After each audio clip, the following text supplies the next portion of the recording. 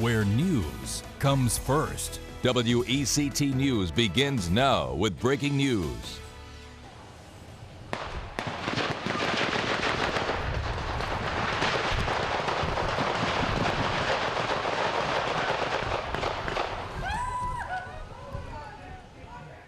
The terrifying moments.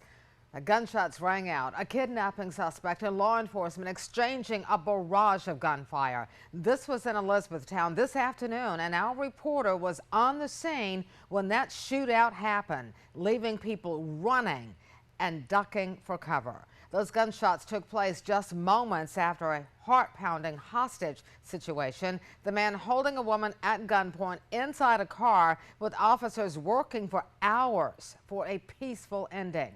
WECT's Alex Guarino was behind the camera when that shootout happened. She joins us live now from Bladen County. That had to be horrifying to hear. Bring us up to date on what happened, Alex. Well, Fran, moments before you heard those shots was really when, everything was kind of quiet. We had seen the hostage's family member put a bulletproof vest on and kind of go into the scene about 20 minutes earlier. Then immediately you started hearing gunshots, and for a second you freeze, and then I saw officers all around me get down. That's why we pulled the camera down as well. But it was just a terrifying, it seemed like 5 minutes wasn't that long, but there were a lot of gunshots. From there, things kind of progressed very quickly.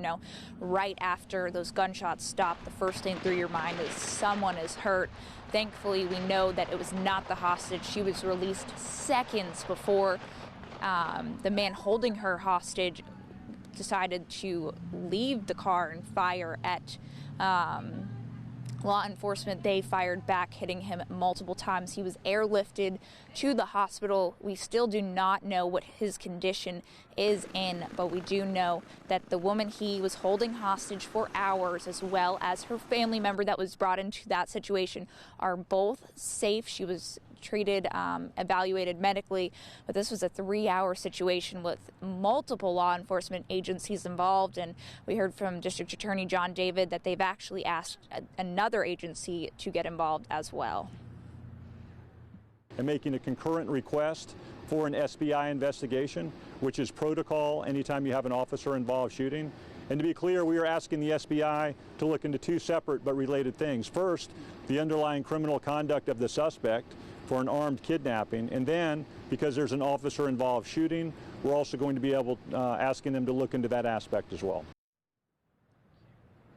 An SBI is on scene now. You can see over my shoulder there's lights, and the car with all of the bullet holes in it is right there, as well as another car that is believed to be that woman who was taken hostage, her car. But SBI is on scene investigating, and we are expecting an update at 6 p.m. from the Assistant District Attorney on any new information they can share with us. But for now, reporting live in Bladen County, Alex Guarino, WECT News. Well, first of all, Alex, glad to know that you're okay, because anytime you hear that kind of gunfire, it has to be unnerving. There were folks that were standing around. Were these people who knew the victim as well as the person holding her, or were these just neighbors?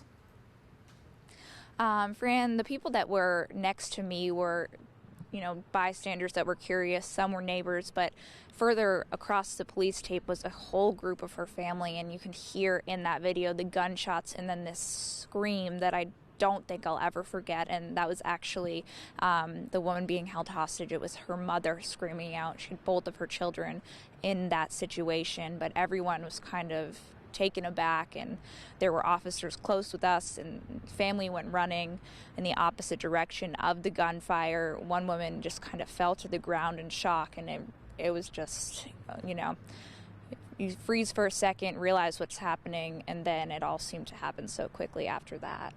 Wow. All right, Alex, thanks so much. We'll talk with you more at 6 o'clock when a news conference is scheduled. Now,